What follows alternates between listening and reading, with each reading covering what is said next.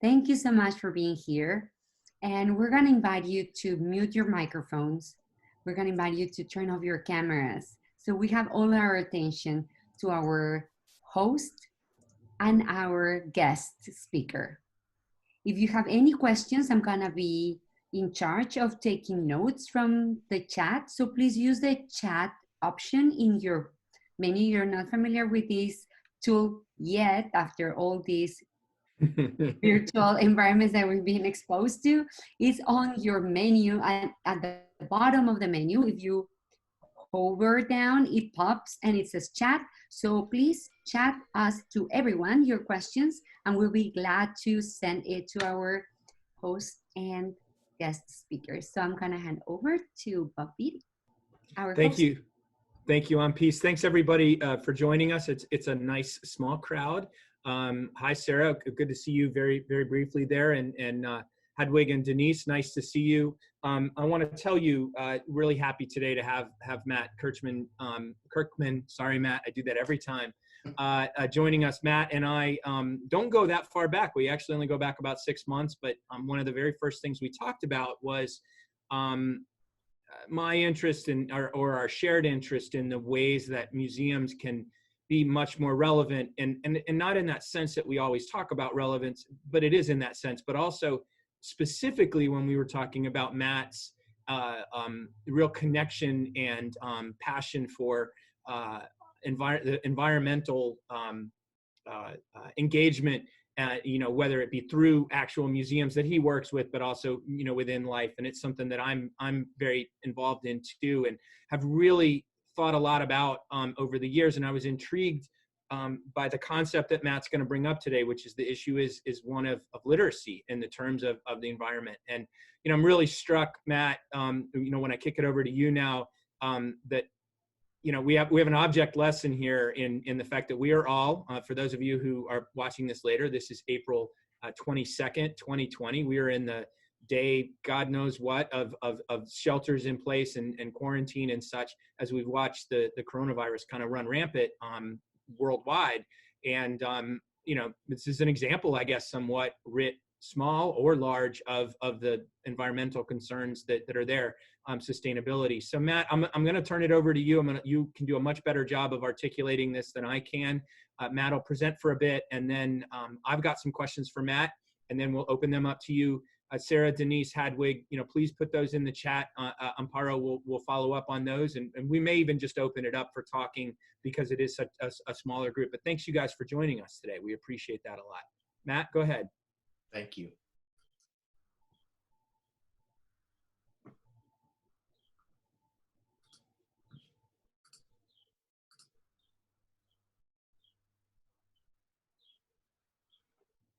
We're good to go there. It's there. So thanks, Bob. I want to thank everyone for joining me today in this conversation. Admittedly, I am going to graze the surface on a very big topic in a relatively short amount of time. So please recognize that this museum group online conversation is more than anything intended to pose questions, spark some conversation, and I'm hopeful that we'll fuel some ideas together to advance our field. So my aim here today is not to share wisdom, findings, or answers. It's to invite questions and provoke our collective thinking about a topic that is of high interest to many, and I would like to learn much more about it too. So just to reiterate what Amparo said, as questions or comments or provocations arise, please post them in the chat forum on Zoom. I was born in Illinois in the mid-60s, fifth child of 6, and my family sought experiences in the great outdoors, joyfully and economically meet our needs for burning off energy, for bonding, for learning. In taking to the station wagon, my parents found the functionality of tuckering out their children's energetic bodies.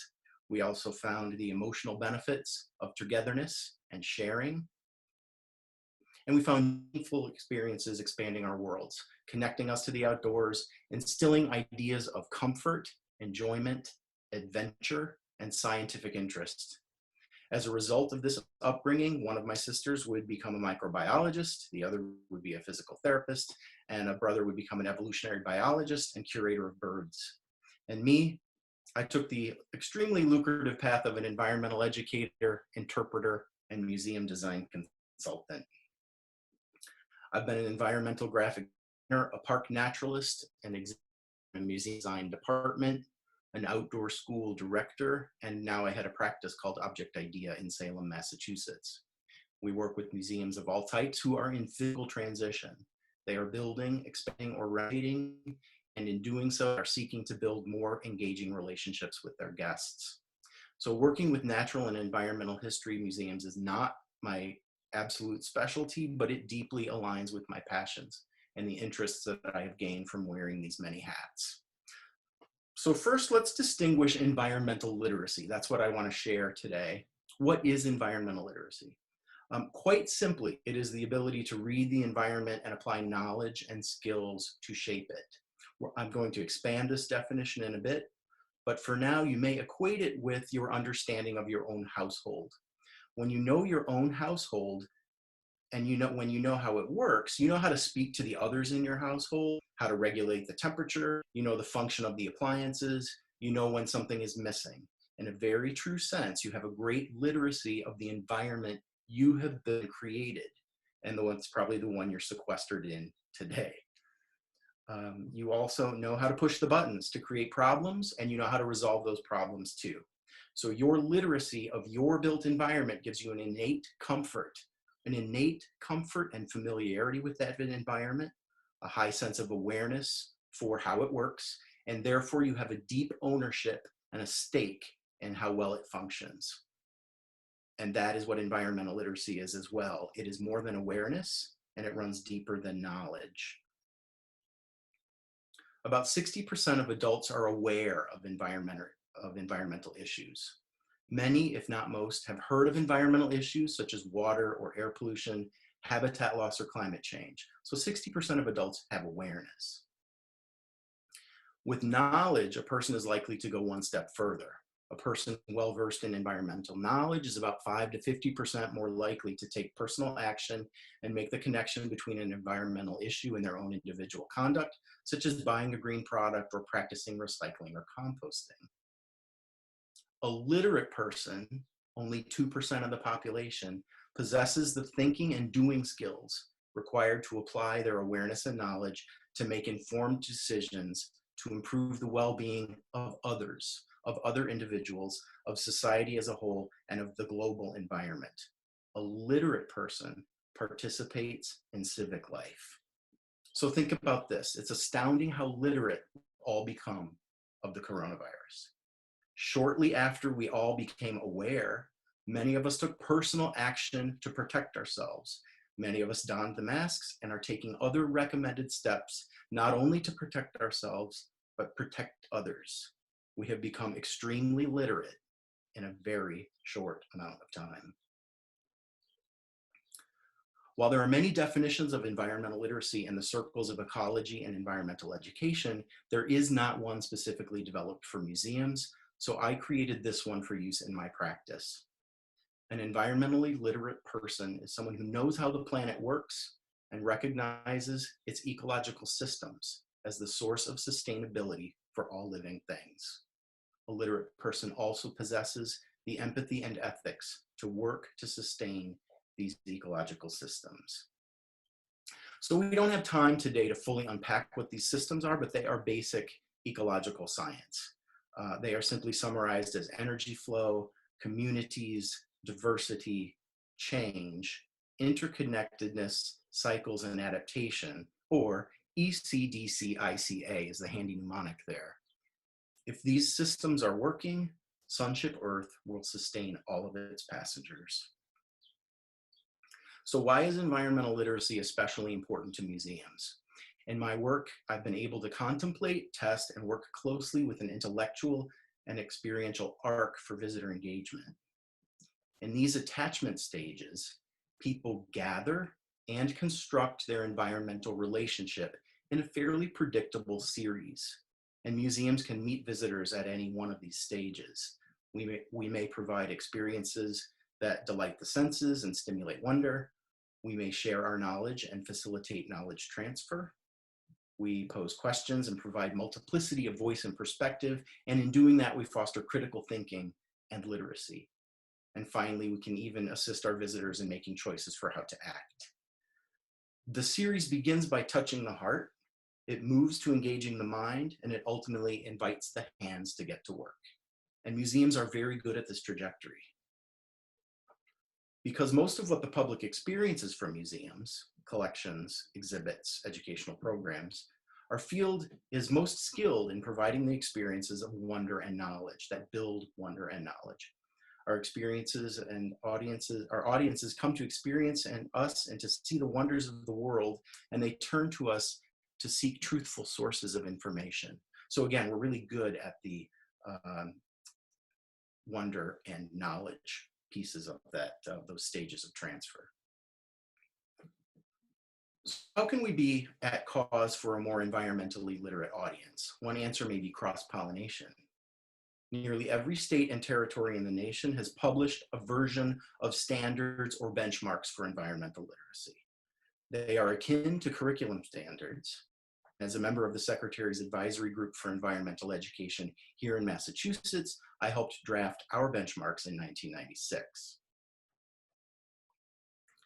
If you're literate of the English language, you know how to speak and listen and comprehend English communication. But that doesn't mean you know every word in the dictionary or that you don't occasionally make grammatical mistakes. So in the same way, there's always room for growth and mastery in environmental literacy. So we need a basic measuring stick, a tool, to declare the base level of mastery and measure growth. And as many of the state organizations and agencies have done, they have done much to create such a measuring stick for environmental literacy, and that's what some of these documents represent. Environmental Education's parent organization, NAAEE, the North American Association for Environmental Ed, has published frameworks for environmental literacy that provides measurable competencies, knowledge, and dispositions. So these benchmarks, frameworks, and standards have piqued my interest, and they should inspire us. But it is true that they have been developed for implementation in formal education practice. That is, they are for school-based education. So one question I have is, should our industry develop our own set of frameworks for environmental content and methodologies that align with the hallmarks of museum engagement? We are so skilled at self-guided exhibition, tours, public programming, citizen science, and even service learning. Practice is not of the classroom. And many of us are urban, which adds an interesting dimension, and most museums do not have generous outdoor space, which gives us a challenge. Having a set of museum-endorsed benchmarks for environmental literacy may serve a greater good. In thinking about how to move our field, I'm also intrigued with the paradigm shift model that was described as a scientific term by Thomas Kuhn and applied to the museum field by Jay Rounds. The model, as I diagrammed it, suggests that trends in society create disturbances in the field and cause numerous reactions. For example, the societal trend of technology everywhere you look led to fear and loathing in our field not so very long ago. Threats of being replaced, diminishing the authenticity of the museum, inaffordability, ostracizing certain audiences, and giving away the museum for free were among the fears that were stated. And there were many other disturbing ideas about why technology was such a bad thing. These conversations triggered change agents who rallied and experimented with many interventions. Without organization, their efforts were competitive and disorganized. Some failed, some survived, but the needle moved. And until the field unified as a whole and came around to accept the interventions as among best practice, the issue remained unsettling. So our field needed, caused, weathered, and are better for this paradigm shift.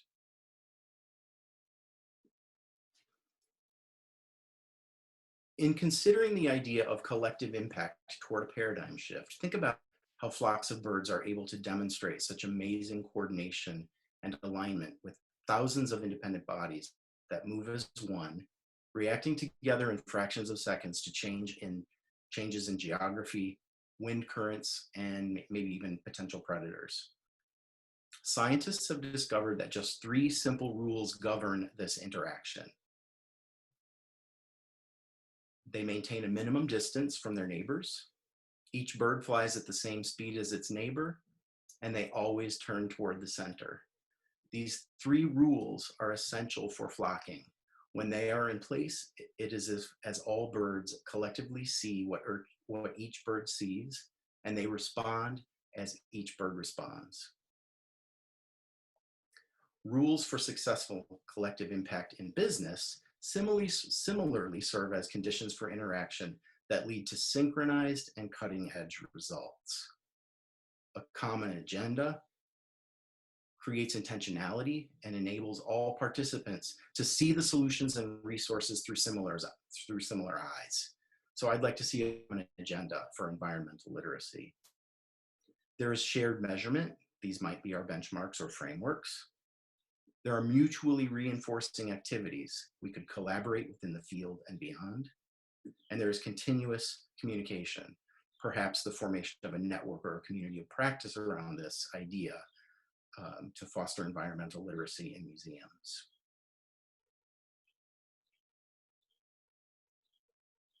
This is the photo that has been named Earthrise. It was taken on December 24th in 1968 during the Apollo 8 mission. And it has become a symbol for Earth Day. And I don't want to forget that we are here today gathered on Earth Day. This opened people's eyes to the fragility and the smallness of our blue planet. It made people aware of what a vessel the Earth is. And I'd just like to add some closing thoughts based on this issue and related to some of the material I shared. Environmental issues have been a long-lived and they are an evolving virus. Environmental issues are widespread. Some of them are slow, some slippery, some may be invisible to see. The issues are too big for environmental experts or one single agency, and we cannot wait to be rescued by someone else. As trusted sources of information and as destinations for people seeking leisure time and quality learning, museums are in a sweet spot, a position to make a difference. We depend on the Earth's systems for survival, just like every other living thing. Restoring the Earth's systems starts with the heart. So maybe we should move away from trying to teach people to name every organism, for they are fleeting, as we know. Instead, we share the majesty and magic of the Earth's ecological systems. We help our audience identify where their energy is generated, where their water comes from and goes, where their unrecycled trash ultimately lands. Let's work towards literacy. And let's join forces with each other, with like-minded people, and with agencies in order to fly with purpose, steer the flock, and be a cause for the paradigm shift. So as I said at the top of the hour, these ideas I'm probing, need some work. I need some assistance in endorsing them, reshaping them, and criticizing them. And I'd like to explore others. So I'm really open to other thoughts and suggestions. Thank you. Thank you, Matt.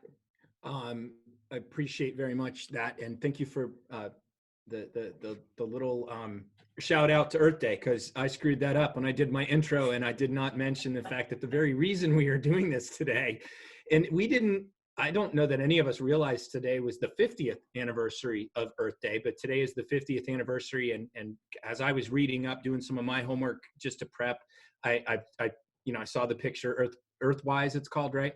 Earthrise, yep. Earthrise, yep. Yes, I'm sorry. And I know this because I used to live in Florida, right down the road from the Kennedy Space Center. So this was a big deal to us, but I saw it and I said, hey, Matt, I said, what if we, put this up as a bumper? And Matt said, you don't think I would do something on environmental literacy and not include Earthrise, Bob, do you? And I was like, yeah, of course, I'm dealing with an expert here. He knows what he's doing. So this is an important day. And we know that energy that created Earth Day really resulted in some big changes. The Environmental Protection Agency, I think, was one of the key things there. Yep. So, kind of looking at this then, Matt, we've got this return to normal kind of hanging out, over our heads a little bit. and I don't know that anybody really knows what this is going to look like, but talk to me about, what you're thinking there in terms of normal, and Yeah, we yeah. did this as a normal thing. We wanted to do something normal for people in the midst of all of this confusion. Yeah, so I think every Zoom conversation I've participated in the last couple weeks, that has been a question that's asked. What's going to happen when we return to normal? What's normal going to look like? What is the new normal? And obviously everybody says, well, it's really hard to tell, but I think there are many who have been quick to say we cannot go back. Just that we have to move forward. We can't go back. We can't return to any sense of old normal. We have to reinvent. And while I agree with that wholeheartedly, I do think we must define what new normal is in the context of this environmental literacy conversation. So I would say on this 50th anniversary, I would say maybe we do need to go back. Maybe we actually need to go further back than where we were when this virus went down. Maybe we need to go back many, many years ago when we were not so distracted by so many other issues. I think this is so fundamental to our existence that perhaps we need to return to a time when we placed a higher emphasis on direct encounters with people and direct experiences with material culture and the evidence that museums have in their stores. I mentioned at the top of the conversation that my brother is a curator of birds. He's using his very, very old bird collection, and he'll pardon me for not being able to cite dates, but he's at the New York State Museum, and his bird collection chronicles a history of how birds have migrated in from the tropical regions to the state of New York, and where their populations existed historically are not where they exist now. And they, as climate change causes the mountaintops to become basically islands of a certain elevation and a certain habitat type, these little migratory birds are really challenged to figure out how to exist in the state of New York. So they may no longer be New York species, and that's in fact what's happening. So this idea of what stories are built into our collections and how to authentically engage our collections is something that I'm very, very interested in, and it's something we're so well equipped to do as an industry. So I think in degree I don't want to so boldly say there's no going back, because I think there is some goodness in actually going back in the way back machine. So. And speaking of that, you referenced this obliquely there as you were talking. I'm a history museum guy. That's where I spend an inordinate amount or most of my time. I've long seen the connection here between environmental, and I wasn't able to pinpoint the literacy term until you introduced it to me last October. But this is not just a science center or a natural history phenomenon. This is not just a children's museum. Things, let's talk a little bit about where you see that space, because it's a logical thing to me, and I've been pushing that rock for a long time. But you're more in the center of this than I am. Yeah, there's I guess you're right. There would be an assumption that this is matter, and therefore it's appropriate for environmental history museums or natural history museums. But I think our environment is the most shared experience we have, no matter where we live, and therefore it is the intelligence and sensitivity that we all have built to us. It's also akin to other types of literacy. Like you said, you have a more historical literacy, or other people might have medical literacy or technology literacy, and that's the lens through which you kind of view the world. And there's a huge portion of the population that has a more nature grounded proficiency, interest, and learning style. The multiple intelligences theory, the natural intelligence is one of those. So the idea of sorting things and collecting things and being able to recall the names of things with ease. That's all part of that naturalist's intelligence, and it's really built in to a very, very large portion of the population. And I will say I have it. It's what drove me to the environmental education field. It influences, absolutely every project I have, whether it's, quote, an environmental project or not. I'm working on an industrial history gallery right now, and the idea of the way that industrial history has written itself on the landscape is a huge part of that story. And so people like me will be drawn to that kind of window into a greater story. So yeah, it's not just for, the old phrase, it's not just for breakfast anymore. Natural history and environmental history is not just for environmental museums. Yeah. It's a segue. I don't know that it's a simple segue outside of the harder sciences, if you will. But what you're saying, I think your general argument at the very top of all this is that if we focus on the aspect of literacy rather than just knowledge, and basically what you're saying is, we have endless opportunity here, but we have to we have endless opportunity, but we really haven't framed yet the conversation, which I think is the crucial thing you're saying here, correct? Is framing the conversation. Yeah. And if we want to, people are intrigued by this notion and kind of want to see how this connects, talk a little bit about where they can go, and then we'll wrap this up and roll it into questions. Sure. Well, the environmental education field is pretty multidimensional. My earlier practice was more in outdoor education, which was distinct from environmental education. There's also adventure education, and as I mentioned earlier, service learning. There are all these ways of and all these schools of thinking, I should say, of engaging people in environmental ed and in escorting them into their own ethics and knowledge. But for the museum field, I don't think environmental literacy is yet a household word in our industry. So I guess that's one of the the soapboxes I'd like to stand on.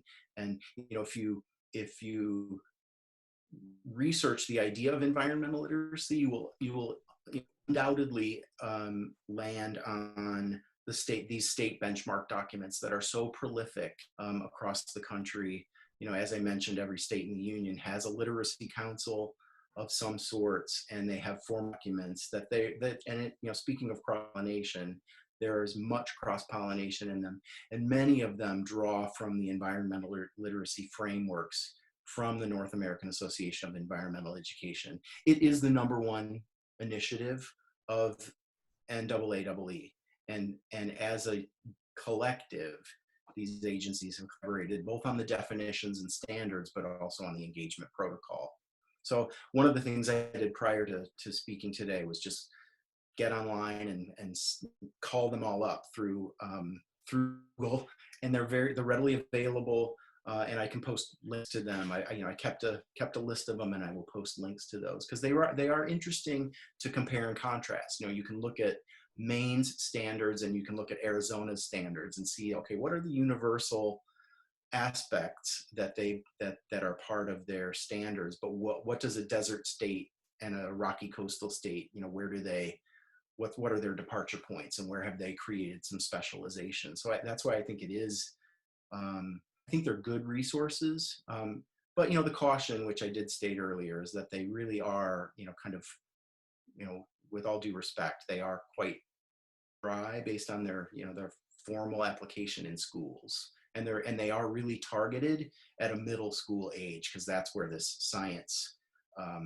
environmental science sweet spot is in the age bracket in formal education. So that's another thing that museums could do, is really think about multi-generational learning, which is what we do differently than formal education in a very, very big way. So how do the grandparents and the caretakers and the middle schoolers and the toddlers, what can they do together toward environmental literacy. But I think one of the things we do, you do, I know I do, is sort of gather lots of information for clients and people. That's one of the roles of us independent professionals. And I think what I'm hearing you say is there's a real diversity of opinion there, or not opinion, there's a diversity of options. What you're saying though is the museum field needs to probably establish its own from the best of that. But you're as on top of this, and I know Sarah would be too. There's a movement of people working on this, but really, it's still very disjointed. It is. Yeah. It is. Yeah. Yeah. And we need to get ourselves in a little bit of order here. And you have offered yourself at this point as a person who, at least for people who are looking to learn more, a person who can help steer the right direction. And if other people are wanting to get engaged, there are people out there, you, and again, I know Sarah, who just mentioned it's disjointed. Mm-hmm. She agrees with this, my little pop culture, my little pop psychology assessment. Yeah. So I guess, my thoughts on that is, I'm pretty committed to, addressing this issue of the specialness of museum education, the specialness of what exhibits provide in mostly a self-guided experience. So it's not lectures in a classroom. The engagement with historical collections that are natural history related. I think these are the things that we have as a field that are really extremely special, and therefore, one size does not fit all. We can't just grab our state standards and say, this is what we're going to provide. Nor do they engage the creativity of museum staff. We're much more dynamic. We don't have to teach to the test. We're a much more dynamic educational entity. So Peace, I'm going to turn it over to you for a bit. I know we've got some, Sarah gave us a wild round of applause early on. You can work your way through that and then, see who else has questions, but I'm going to put myself on mute here and let you take it from here. Okay. Of course. And we have some interesting comments, also not only questions, where our participants are mentioning, oh my God, it's the 50th anniversary of Earthday, and iconic and ironic that the quarantines have resulted in better environmental air quality in different places, right? India, which is crazy, China, I'm from Mexico City. It's clearer than ever. And the benefits of nature and the outdoors are more appreciated. Here in California, where I'm based, they have to close the state parks, the national parks, all these trails to people because there were crowds when nobody is there, right? So it's this ironic thing, and I agree with Denise, who was sharing this comment, and Sarah is sharing a comment and a few questions saying, I'm very interested in the mining arts and humanities collections for evidence of climate change to attract an audience wider than scientists and evidence of human adaptation and resilience. Any comments about that, Mark? Well, one thing that immediately comes to mind for me is I worked with Walden Pond on their visitor center, and the writings of Henry David Thoreau, his diary when he lived for 2 years, 2 months, 2 days on the edge of Walden Pond. His diary is an account of when the ice broke up on the pond, when old leaves emerged in the fall, when the ice was thick enough to stand on, when the peepers sang in the spring. He documented all that and dated it in his book. It is a record of climate condition in a very poetic way, and that's just one example. And I think I too, Sarah, am very interested in ways that are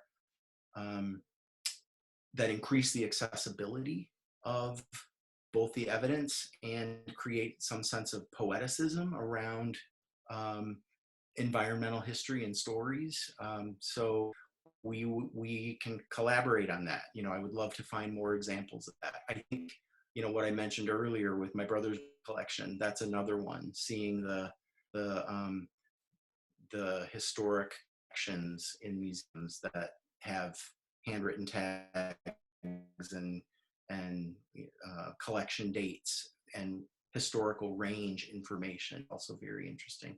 There's another that is escaping me right now that I'll think of it. I will think of it. And if you allow me to chip in, the V&A Museum, the Victoria and Albert Museum in London, had a beautiful temporary exposition about how nature has inspired clothes design, fashion, right? From tapestries to clothes to some accessories, men, women, the future, the present. So there's always this inspiration from nature to poetry, to art, to design, right? And Another thing, so I have thought of it, and I'm actually gonna do something very impromptu. I'm gonna reach to my bookshelf here. You'll love this. This book is from my childhood. And you can see I have a bookmark in it because this book was published in 1953, Reptiles and Amphibians. It's from Golden Books. So Sarah, this is another kind of non-scientific. This is a popular cultural reference. These were the books that you could get when you went to the museum. I probably bought this at the Museum of Science and Industry. And there's a chapter in here called The Value of Reptiles. And I'm just going to read it. And this is from 1953. So this is right around silent time, right just before Silent Spring, and certainly before Earth Day, 50 years ago. So this is, again, on the value of reptiles. As a group, reptiles are neither good nor bad, but are interesting and unusual, although of minor importance. If they should all disappear, it would not make much difference one way or the other. They are curious reminders of animals of long ago, and like the reptiles, these animals are part and parcel of the animal world. So I'm so struck by that. If they were to all disappear, it would not make much difference one way or the other. And then I bought the same book published just 3 years later, and under the same heading, Value of Reptiles, it says, they are eaten by mammals and large birds, and as a group, they play a vital role in the balance of nature, increasing in importance toward tropical regions. A balance of nature without them would vastly diminish our world of animal life. That's on the exact same page. They just replaced the paragraph. So I've researched this as deep as I could to try and figure out what happened. There's no history of what happened in a course of 3 years between these two publications, but I just love this. I'm so struck by somebody's insight and awareness to take out the paragraph that says they have no importance, and if they disappeared, it would make a difference whatsoever. So thank you for sharing. And we have couple of questions. It says, have you found any agencies to be your preferred allies in this work of helping museums design their environmental literacy approach in or outside the museum field?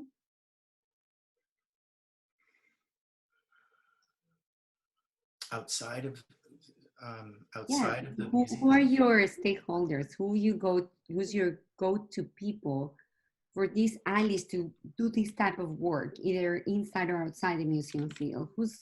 So I align as far as like in museum work, I align with the NatHist chapter of ICOM, the International Council of Museums, has a natural history.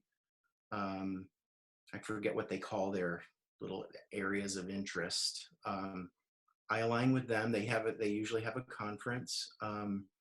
I align with my local Massachusetts Environmental Education Society. I was on the board of that. I'm no longer. But I have to say that I haven't really found the community of practice that I feel I probably need to start putting my arms around. And this is really, the first foray into sharing where my head is and looking for an interested group of people to help me explore that very question of, what is our reach. The New England Museum Association has created a program called Community of Practice, and I have approached NEMA about starting a community of practice of individuals to investigate the idea of benchmarks for environmental literacy for museums, but we haven't kicked off yet. So. Thank you, Matt. And Sure. we have another comment from Sarah. She is asking you if you have seen the National Park Service's Climate Story Framework, where Marcy Rockman is a co-author, and she helped the Lowell interpreters craft their messages. I'm not familiar with that, so I will put my own thumb in that one, and I will check it out. Good resource. Thank you. Good resource. And Denise is also commenting that ecological awareness arose in the 60s, even though many had written of it earlier. Certainly, yeah. I think it took a bit of a crisis. It took some crisis to create the level of awareness that we saw in the 60s, like Rachel Carson's Silent Spring, getting scared over the disappearance of birds and insects. It also took that photo, that the Earthrise photo, to just demonstrate how alone in the black deep space we are and how encapsulated our environment is. That was really the first time we saw our own existence from that far away, and it truly demonstrated, we are just a little big blue marble. What can we do, Matt, as individuals, not being scientists, to make a difference on Earth Day and beyond, to create this awareness?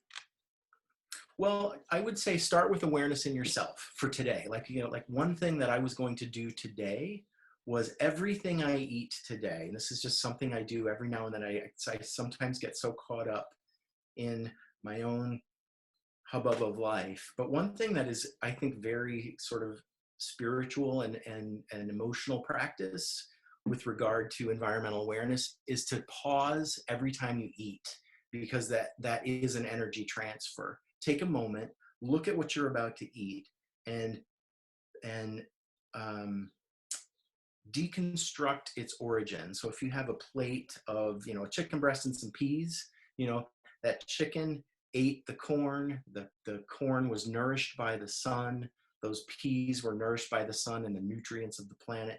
Just take a moment and actually think about the origins of that food. And I don't mean like from which grocery store to which truck to which delivery man. I'm talking about, in its truest, deepest ecological sense, how did that energy originate and how are you going to be nourished by that? And that is, you'd be surprised at how ignorant people are about that. And if you're challenged in that exercise, then find out. That's a literacy challenge for you. Find out. And another thing to do is look at the geographical origins of food. Like if you eat a box of breakfast cereal like granola, you are pulling from the Midwestern United States, from the tropical forests of Brazil,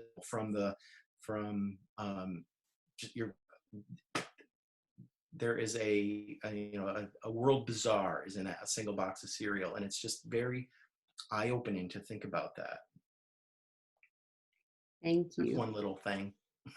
Thank you. No, it's huge, right? How small things make big changes and Yeah. create awareness on ourselves and then in our community, our families, and beyond. We have one last comment before wrapping up, and it's Sure. from Denise, and she is sharing that at the Discovery Museum in Acton, Massachusetts, we had an environmental advisory board of environmentalists and educators from Audubon, Ecotarium, etc., that informed the development of our Discovery Woods project to connect our visitors to nature and the outdoors. And our other participant, Hedwig, is also sharing this comment and a question. I am researching the work and life of Alma Whitling, an Australian immigrant museologist who had been introducing environmentally interested / driven work with the Young Scientists Club in New Mexico in the early 1950s. Mm. I was wondering if there is awareness of these historical backgrounds. I am not familiar with that personally, but you know, again, I will if that's what is coming up for people on this call, then there's relevance there, and it sparks my own curiosity. Yeah. And I think, oh, I want to throw in real quick on that, Hedwig, and Matt. You also, a very good friend of mine is the head of the New Mexico State history system. I don't exactly know what his title is. Patrick Moore is his name, and if it means anything, you know, I'm happy to try to facilitate reaching out to learn a little bit more about Alma and that work. That's really interesting. And New Mexico is what made me interrupt Amparo and come in and say it. So I do have that contact.